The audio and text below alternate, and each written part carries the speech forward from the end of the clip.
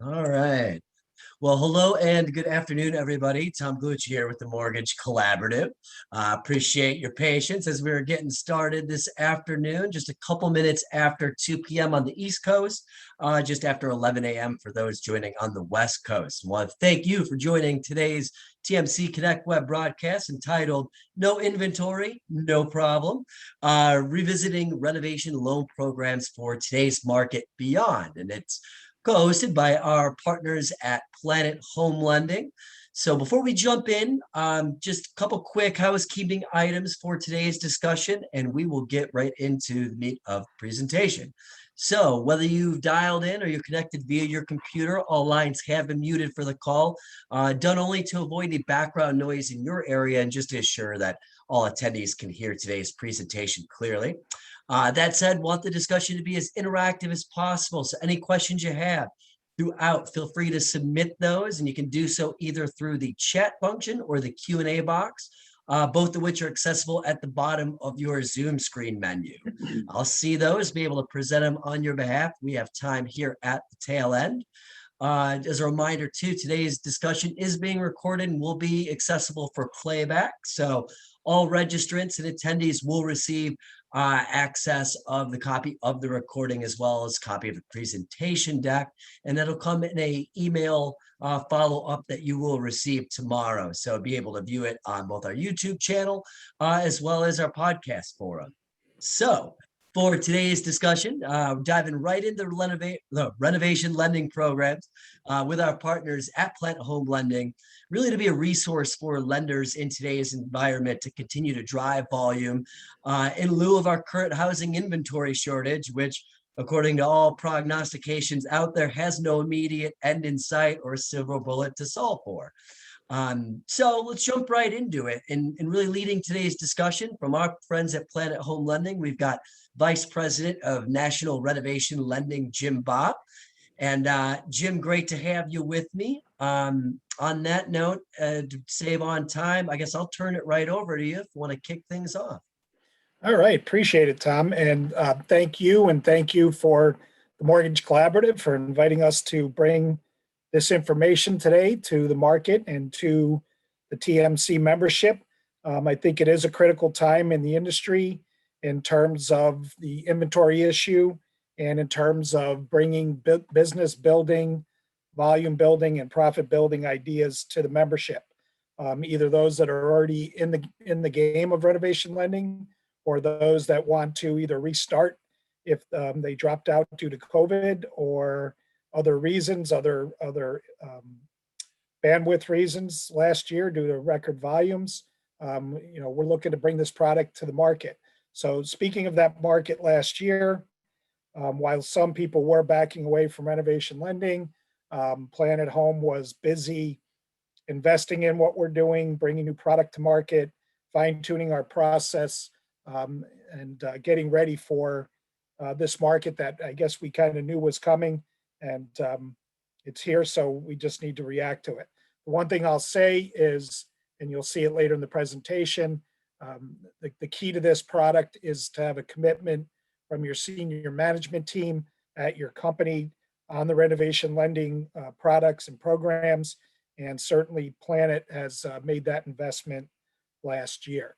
So we're going to have Amy advance slides and go to the number one big message for today, which is, in my view, there is plenty of housing inventory, but it's just not in move-in ready condition or is not being listed because there is nowhere to move to.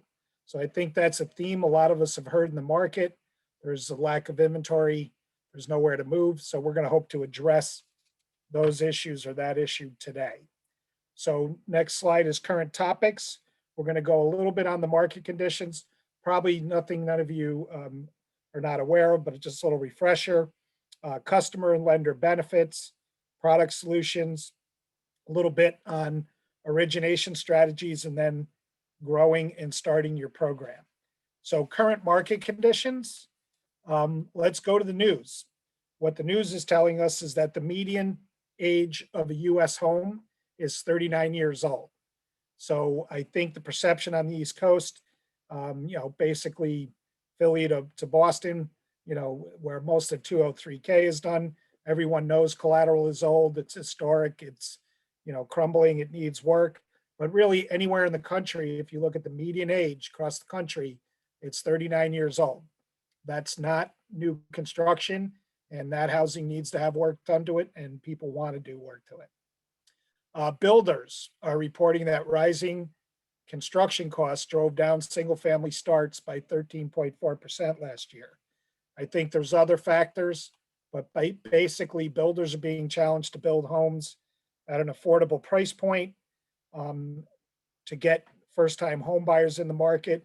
Some of what we'll be talking about is the first-time home buyer potential of 203K and home styles. So primarily, but builders are down locally where I live in upstate New York. We've had 2 builders shut down subdivisions due to the cost of materials. They're gonna wait it out a little bit and see what happens. And not that that has no effect on renovation, but it puts renovation back in the game as a possible alternative to get some new construction features in that current home. The home remodeling market is continuing steady expansion despite the pandemic. Home improvement spending is projected to be $423 billion in 2021, the 11th consecutive year of growth. And this is the Harvard Joint Studies study that is telling us that the size of the home improvement market continues to grow. I have presentations, because I've been at this for more than a week, where the market was only 240 billion. So keep in mind, and we can stay on this slide, Amy, that's fine, but that figure, 423 billion, does not include anything related to a purchase price of a home, which would be added to the loan, and or the refinance balance that would go with some of that $423 billion. So there's a lack of new construction inventory. And I would still argue that we're still suffering from the effects of TRID and people not offering as much or as robust new construction programs in the market today for lenders. So the other thing that's driving this home improvement is borrowers either wanting to or needing to change their homes as a result of COVID. So maybe a home that had one office in it or one space for somebody to work now needs 2. Maybe you need a classroom. Maybe you need to take an open flooring concept and now put up some walls and some doors so that you have some privacy to take care of business because you're not going to the office. What's all this resulted in? Out in the market, this lack of new construction, affordable housing, and lack of being able to move up is multiple offers and bidding wars. I think many of us are seeing people making the biggest, cleanest overbid that they can, minimum contingencies on the contract, and that's creating bidding wars and housing price inflation. Last 2 items I'll point to is millennials with student loan debt. I don't know, the stories are they're either living in their basement or they're in apartments with student loan debt and they can't afford to get into a house. Some of the features in renovation lending, such as being able to finance up to 6 mortgage payments, make this a good prospective product for the first-time home buyer market and for the rental market. So we'll be talking about that as well.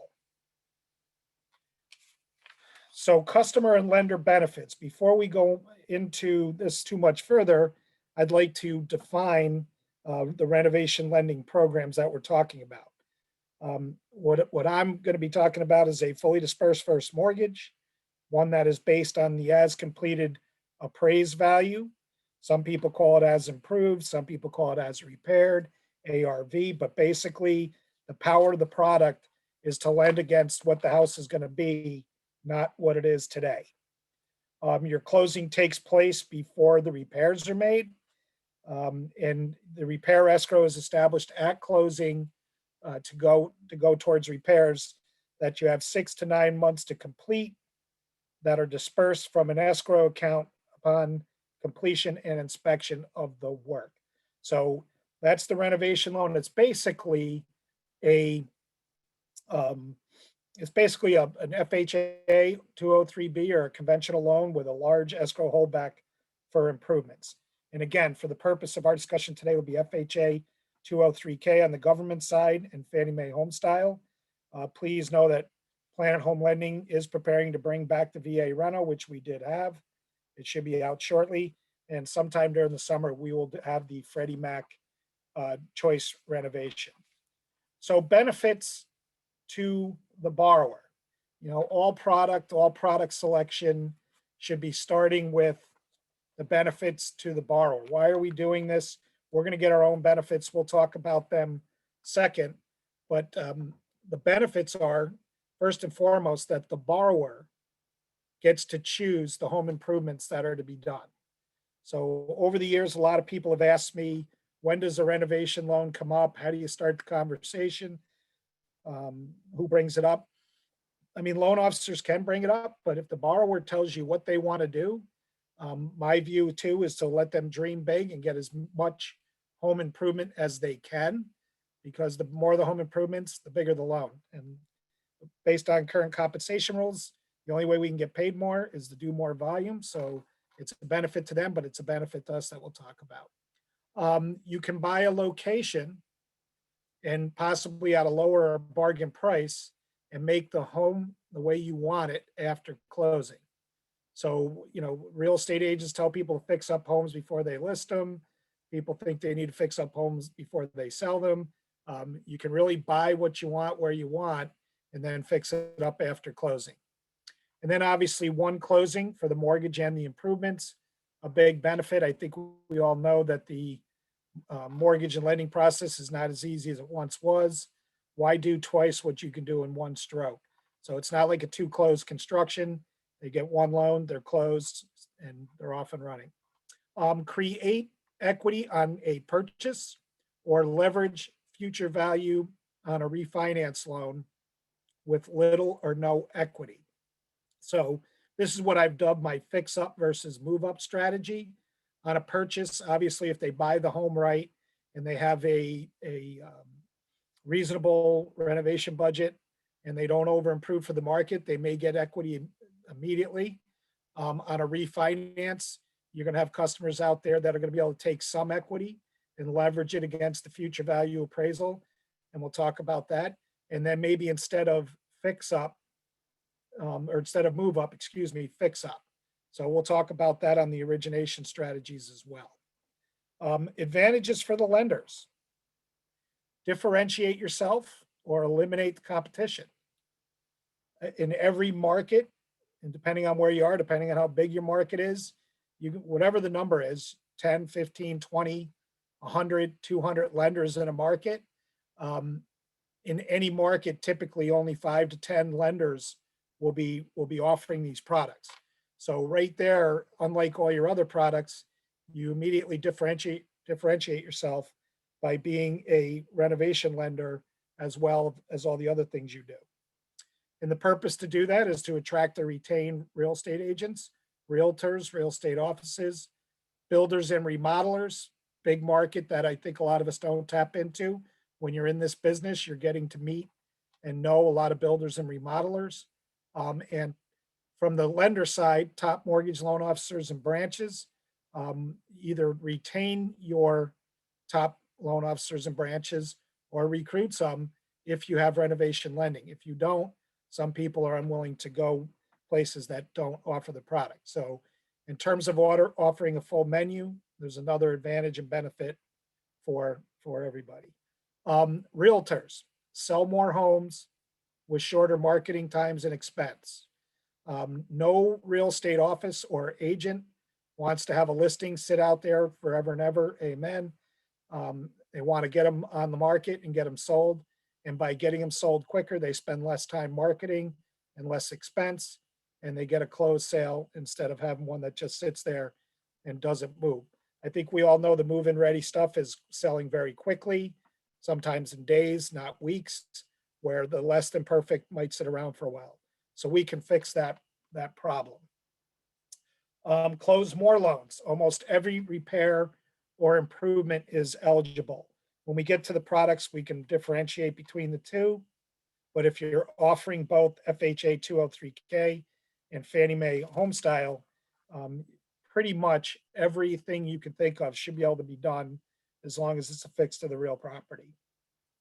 And then closing out the benefits, less rate and price sensitive than commodity products. If there's less lenders offering a product, then obviously there's less supply of it, so you can get a little higher rate and possibly margin. The other thing is that contractors get bigger projects with assured payments. When you're talking to the builders, you tell them the money's going to be in the escrow account. It's going to be there for disbursement, and you will get paid. You do what you're going to do, we'll get you paid. And then in terms of bigger projects, I can tell you we are seeing some large escrows here. It's not uncommon for us to see a repair escrow of $125,000 to $250,000 and up. We've seen some bigger ones. So if the borrower's limited to their own cash, their own equity, their own credit line, they're gonna get smaller projects than if we appraise a property against its future value or its as completed value and make a bigger loan.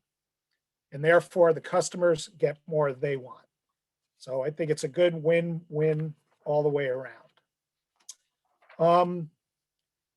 Product solutions. We said we're going to stick pretty much to the standard 203K and the limited 203K. Again, back when people ask me, where does it start? How do you pick out which product you put your borrower in? It really starts out with credit. We have a saying here, credit is credit. So, the loan officer pre-qualifies the customer. If you know someone's qualified for FHA, credit, income, DTIs, LTVs, and loan limits, you're most likely not going to easily be able to shift them into the conventional product if you want it for things like loan limits, which is typically where you see people try to stretch and get into the conventional product. Now, conversely, you may have a conventionally qualified customer that you take into a 203K for different reasons. We'll talk about that in 1 second, but it starts with the credit. If you're conventionally qualified, you can do either. Typically, if you're government, you don't go the other way. You do have the ability to handle purchase and limited cash out refinances. And I put limited cash out refinance here because the cash that you get out on a refinance is the money that goes into the escrow. It's not cash out, walk away from the closing table cash. It's cashed out to go into the limits of the repair escrow. For 203K, unfortunately, we're restricted to primary residents only at this time. Once upon a time, we had the investor program. Technically, it could be brought back with the stroke of the pen, but I'm not going to plan my retirement on that ever coming back. So if they brought back the investor, that would be a boon to everybody, but we don't have it at this time. 1 to 4 family properties, property type, condos, manufactured homes, and mixed use. So on the 203K, the mixed use rules changed with handbook 4000.1. Property has to be 51% residential use, and then you can, do a 1, 2, 3, or 4 unit with that. So that would be a good example where you may have someone who's conventionally qualified, but for the purpose of getting into a mixed use property, they would go with the FHA 203K because Fannie Mae Homestyle does not have that feature. So that's just one place to look. There's several other places. You do have to work with FHA minimum property requirements. If you're doing the standard 203K, you have a 203K consultant. Their number one job is to identify anything that's wrong with the property that would make it not meet minimum property requirements and make sure that those things are taken care of inside the loan. And you don't get the ability to add in any luxury items. You can still fix a pool or repair a pool up to $1,500, but you can't do luxury items like outdoor spas, hot tubs, grill stations, and things like that. On the 203K, standard and limited, you have 6 months to complete the repairs. My recommendation in this market, we do see some people cut back the limited 203K to 4 months or 3 months because they they feel that the dollar value of the project is low, and therefore they should be able to get it done quicker. I'd highly recommend everyone keep it at 6 months, because with material shortages and time to get permits and contractors being so busy, you want to give yourself that full 6 months. You want to give your borrower that full 6 months to get the work done. And then with the 203K, you do have the upfront and monthly MI and life of loan MI. So on the home style, we'll go down to that bottom slide. One of the reasons, bottom bullet, one of the reasons people are using the home style so much is that you only need to get the MI over 80%, which, as stated earlier, on a refinance, a lot of times the borrowers have some equity, but not enough equity to get a large project done. But by going into the home style, they can get below 80% of future value and get a no MI rental loan. But even if they're required to get MI over 80% LTV, it's cancelable and it's not life of loan. So big advantage there for Fannie Mae home style. And we'll talk about home ready as well in a minute. But you go to the conventional credit, income and DTIs and loan limits, and that's where you start. You still have your purchase and limited cash out refi options in that product. On the home style, it is critical that the borrower gets $0, none, not a penny from the closing. All the money, any excess monies that are there need to be in the repair escrow. The borrower can't walk away from the closing table with any cash. The good news is you can have a primary residence, but you also have a second home and a single family investor.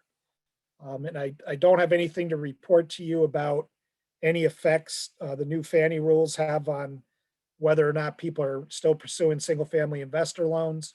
But you do have the second home. So if you're on this call and you're in the kind of market that has vacation homes, ski mountains, golf courses, whatever it may be, a possible product to use in the second home market, again, to take some inventory that's not the way people want it and get it the way they want it. You have the 1 to 4 unit condos and manufactured homes. And yes, Planet Home Lending does allow for manufactured homes in both products. And it's another one of the product niches we like in general. Anyways, it doesn't frighten us at all. No MPRs. I say that with a caveat. Just because there's no FHA minimum property requirements doesn't mean a home inspector, a 203K consultant, an appraiser, or an underwriter won't see something on the appraisal that needs to be addressed, whether or not the borrower wants to fix it or not. Because on a Fannie Mae home style, when you're looking at your as completed appraisal, you're not to have any condition ratings below C4 or C5.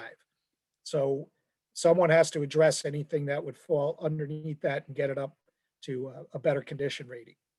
The good news is you have luxury items allowed. We do see home styles used, and I'm sure we'll see Freddie Mac's used for pools, hardscapes, outdoor kitchens, and living spaces. Again, anything that's attached to the real property, anything that increases the value of the home is eligible to put in the Fannie Mae home style. And then last thing I'll talk about, actually next to last thing, because I want to talk a little bit about home ready. That's not delineated here. You have up to 9 months to complete the repairs. That could be viewed as a Planet Home Lending overlay, because Fannie Mae's rule is that you have up to 12 months. We've decided to keep it at 9 months to set the expectation that people will get that project started as soon as possible after closing and get it finished before we're up against recourse at 12 months and possibly you're up against recourse at 12 months. I'm going to go to a little bit on the home ready home style because it's a great program. We do see it being used. It can take you up to a 97% loan to value against future value on a first time home buyer. And there's also another option where you can, the borrower can get homeownership counseling, and it can be used for borrowers with an income below 80% of area median income. And the reason I wanted to spend a little time here is because I would also like to talk about the potential for CRA credits. Even if you're not a, if you're not a bank on this call, maybe a credit union doing some community lending, or possibly an independent mortgage banker in some state that may or may not have a CRA requirement on you. One of the things I'm involved in is the New York Mortgage Bankers Association. I can tell you that there's legislation that's underway that's likely to pass to give IMBs a CRA requirement. And if you're already in the home ready home style game, you're probably going to be hitting homes that would qualify in some of those markets. And then with the FHA 203K limited, there is the opportunity zone limited 203K. You can do repairs up to $50,000 versus the 35. And it's actually not repairs to that amount. On the regular limited, you can get about 30,000 of work done. I think I've run some numbers on the communities or excuse me, on the opportunity zone limiteds. You're probably talking about 42,000 in work on a $50,000 escrow. But if you haven't looked at that feature, it is on the FHA 203K calculator. It asks you if your limited 203K is in an opportunity zone. And if it is, you might get yourself a bigger loan than you would have with a regular limited 203K. And two, if you're in need or want of CRA credits, you're going to hit zip codes that are opportunity zones, which will certainly should qualify for that. Origination strategies. Where to find the loans?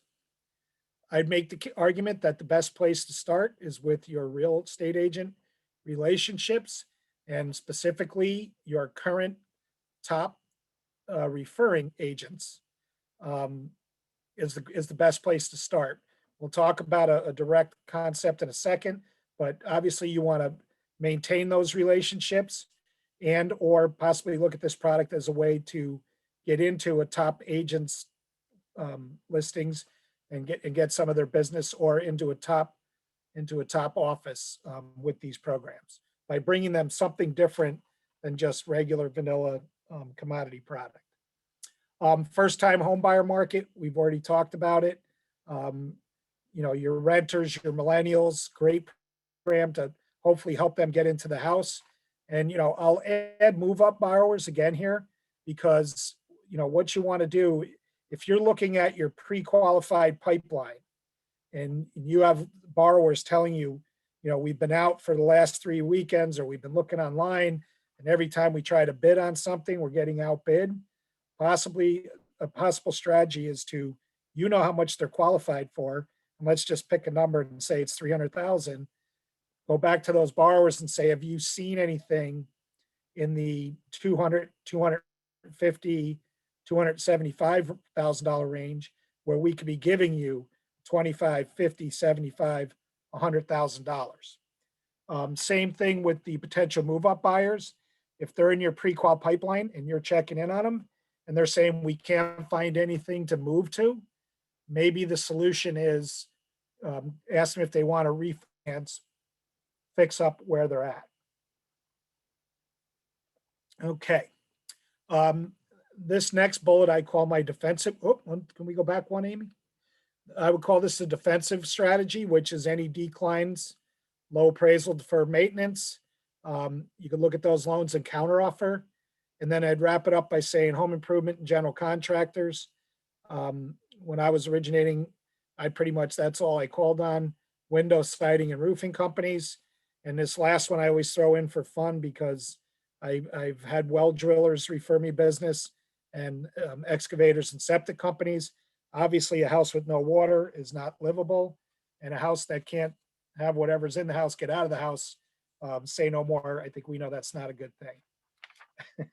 You can go to the next slide, Amy. So here's how we go after the real estate agents. Either all your agents, or certainly any real estate office or listings you're looking at, you're going to see these words in these listings. They're self-explanatory, as is, charmer, so on and so forth down the left side. Room for expansion. Anytime you have unfinished space, if you finish off unfinished space, um, you're going to end up being able to get a higher appraised value because you're going to be adding to the GLA on the appraisal. Conversions, convert back to or convert to something. Planet does allow for conversions. The trick there is always with zoning and building codes, but it can be done. We talked about a couple of them this week already, or yesterday. I guess that's this week. REO and estate and tax sales are an obvious one. Manufactured homes. We talked about Fannie Mae home style on the seasonal homes. You could take a 3-season home and turn it into a year-round home. Put in a central heating system, do the things it takes, or even second homes, just a good market to go after. Single family investor with the home style. And then of course, anything mixed use is something you could do with the FHA 203K. So growing your business, ready? If you like everything you've heard so far and you haven't hung up, let's talk about how you go about this. As I stated in my opening comments, you really need senior management to be committed to renovation lending. Over my years of experience, without that support from senior management, the commitment, the willingness to invest and train and put systems in place, that's where it all starts. Once you have that, that's the best place to start, and then we can work on everything else we need. Identifying key renovation lending team members. If you either haven't been in renovation lending before, or if you're back into it, start by identifying who on your team may have handled these loans somewhere else, has some experience, and somebody you can put to work on it today. Then you look at your product selection. You may want to be more restrictive. You may want to be less restrictive. That's all almost like anything you invest in. You got to pick out your tolerance and for risk and or what you think is going to really sell in your market and what you're going to need to have in order to win in this market. Delegated versus non-delegated underwriting options. There was a lot of capacity issues last year and bandwidth and a big reason why some people dropped out of this space. We have both options for the market. So, talk to anybody here at Planet. We can talk about that, but either option is fine with us. And then your contractor validation process and project review. Planet Home has a nice tool for that. We call it the contractor toolkit. You really want to make sure you're checking your contractors' licensing, insurance, past experience in similar size projects, and hope to get their help with validating what permits are used and making sure they have the experience with the size and the scope of the same project size and scope that you're doing, and the financial wherewithal in most cases to at least start a project without money up front or a lot of money up front. So the validation of the contractor, the better quality of the contractor, the more substantial, the better off we all are in terms of the borrowing process. And then you look at how you want to execute in terms of locking. Best efforts are mandatory. We obviously take both types of locks. My recommendation on the mandatory, if you're putting your renovation loans on bid tapes, you may not want to shotgun them out to everybody. And the real reason, other than pricing considerations, is you really don't want your repair escrows at 4 or 5 or 6 different places, because your borrowers will be coming back to you. So you just want to be careful with your investor selection, which we'll talk about at the end. And we're talking about here investor and partner selection. Most lenders, even some of the bigger top producing lenders, only need 2 to 3 outlets to handle as much volume as they're going to have. So investor selection, pick them carefully.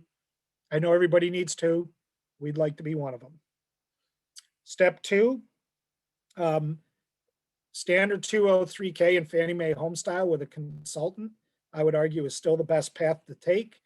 And especially if you're new to it or getting back into it, the FHA 203K consultant is a huge resource to give you some product expertise that's going to be able to talk to the consumers and the builders about how the program really works.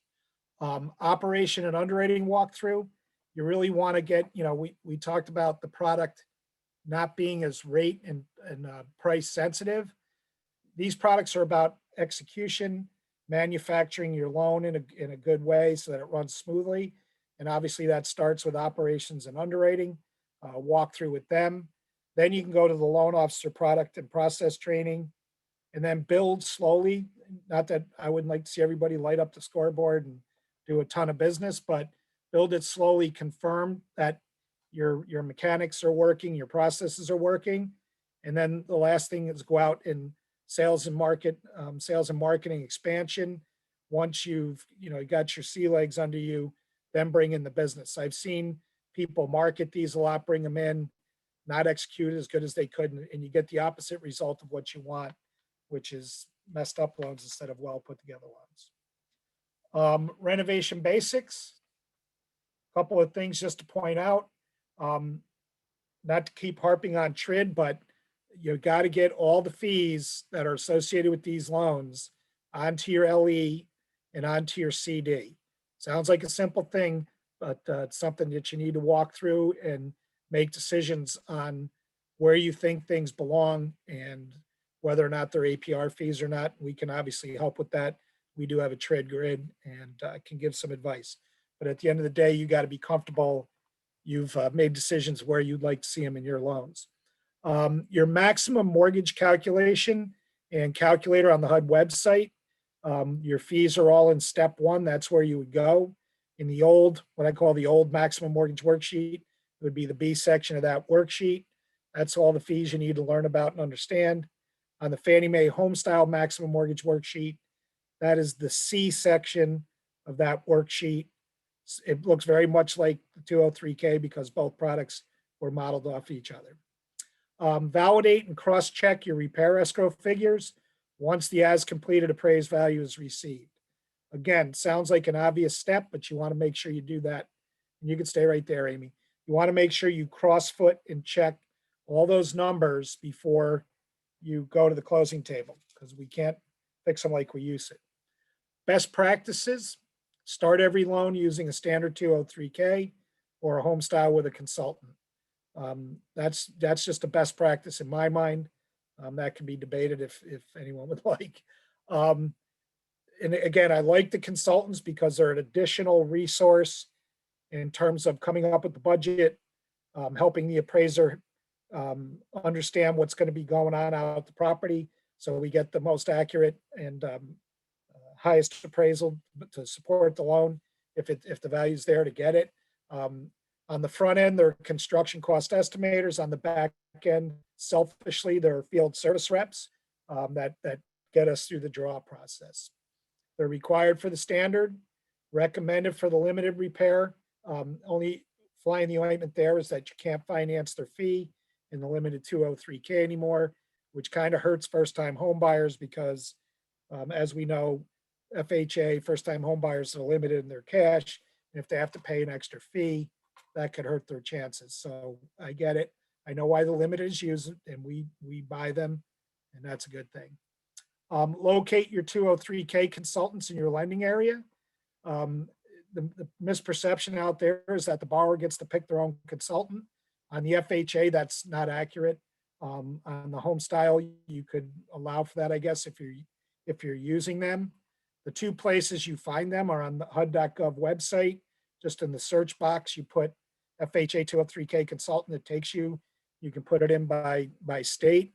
The place I like to go to better personally is HUD203kconsultants.com because you can put in the zip code to the property and it will bring up the closest 203K consultant to your property. I didn't say the best 203K consultant, but it will get you the closest one. And it will tell you whether or not there's one close enough that's going to drive to the house and do what they need to do in order to make the loan. So great website, HUD203kconsultants.com. Interview your consultants, get samples of their work, ask them to come out or do a webinar or speak to your sales force, your operations team. And some of the better ones will go out to real estate offices and talk to real estate agents and explain what goes on with a renovation loan. Selecting your investor or an investor partner. You want to look for a partner with flexible operating templates. I think we have that. Just had a call with somebody today who was a TMC member and said, you tell us how you want it to look, and we'll see if our template will fit it. And typically, there's really not stuff people want to do that we can't have an option to help them use the product and originate it the way they want to. You want to look for somebody that wants to help you build and grow your program with sales and technical training. You want to minimize your renovation risk factors for all parties. There is extra risk. There is construction completion risk. You want to make sure we're doing our best to avoid anything that would cause undue risk to either one of us. And then the goal of completing the projects, creating satisfied customers and your referral partners so that you have a great reputation in your market and so that you get repeat business. And with that, I think we can open up for questioning. There's a thank you. And then I will go one more slide and say that this is our renovation lending team. It is about teamwork. Christine Lindenmuth and Judy Kraus are people here that are SSRs, and they are specialty loan reviewers that focus all their attention on these loans with the goal of getting the loans purchased before the phone starts ringing for draw checks. So that's our goal, and hopefully we hit that goal. And that concludes it, Tom. We're open for questions. I see 5 chats, but I'm not sure I can open them. But No worries. I've got it pulled up here in front of me. Yeah, a couple quick questions for you, Jim, just while we've still got the time here. What are the biggest challenges you see for lenders or for LOs that struggle to effectively position their renovation programs with clients? With the caveat there, does it tend to err on the side of poor marketing or maybe lacking sufficient product knowledge? I don't think poor marketing or sales is it. I think, as I said late in the slides there, I've seen many lenders market and sell it well, but not execute on it well. So I think it comes down to 2 things. One, getting the training you need to properly explain the program. For that, the quickest 2 one-page cheat sheets are the borrower's acknowledgement form or the Fannie Mae consumer tips. I know we all don't, not everybody likes to read underwriting manuals. I don't like doing it either. Those are the 2 best one-page cheat sheets. And I would say, give that to the borrowers, give it to the contractors and say, just read this 1 page. If you don't like something here, let's not go down the path of this loan. And then I would say the second thing is not controlling the borrowers and what's on those sheets. This is not an equity line. It's not an open floor budget. It's a closed loan with a plan, and everybody's got to stay on that plan. And, one of the risk factors is getting out of scope. And people think they're going to a closing and they think all of a sudden there's this big pot of money, like just available to them however they want it. No, there's not. There's a plan. And the plan, the whole product is based off of completing that plan. So that gives you your end value. On the Fannie Mae home style, you got to get a 1004D at the end of the road. So people just don't get a pile of money. It's not like closing on a HELOC where you give somebody a checkbook and go, you need to advance $20,000, at closing, so that you can get this free closing cost equity line. This is, we got a plan, we close the loan, everybody stays on that plan. And the loan officer really needs to start by taking control of the borrower and setting that expectation. No, great points. And by the way, Tom, we have a renovation roadmap presentation, which is about an hour. And not to tip my hand, but the first slide is these products are about borrower expectations and communication. No, that's a great point. I always have seen transparency at times or a lack of that, be a key to potential pitfalls in the renovation side. I've got one more question for you on Fannie Mae home style renovation. Uh, there isn't a kitchen remodel being done, but the contractor added 5,000 in appliances. Is this allowed? It is allowed. It is allowed. Short and So sweet, yeah, huh? freestanding appliances are allowable items in the 203K in the home style. Excellent. Well, Jim, that's really all the questions I've got here in the queue at this point. Then we've got to wrap up for another discussion, but I really appreciate it here. Always enjoy your insights and expertise, and would highly encourage our members, if you're thinking about renovation lending and don't currently have it, there's no better resource in the industry than Jim Bopp to have a discussion with on a lot of what he laid out today, kind of how you get there in a really concise way to set your organization up for success when looking to dive into renovation lending, to have that extra spigot as far as driving volume during these inventory challenge times. Well, I'll just, my closing remarks would be this, we're looking for partnerships, just like the partnership we have at the TMC and all the members. Yeah, everybody likes to buy loans, right? We're out in the business of buying loans. On more so than anything on this program, these programs, you want a good partner. You want somebody who's going to be there through thick and thin, because there's things, the wheels come off here and there, and you want to have somebody who's got the battle scars and the dingers and can help you avoid those. I'm 6 out of 7 kids in my family, and I've avoided a lot of pain by watching my older brothers and sisters make mistakes, or at least I didn't, or at least I made it so my parents didn't catch me doing it. But anyways, we're here to help the members and anybody who wants to either grow it or get into it.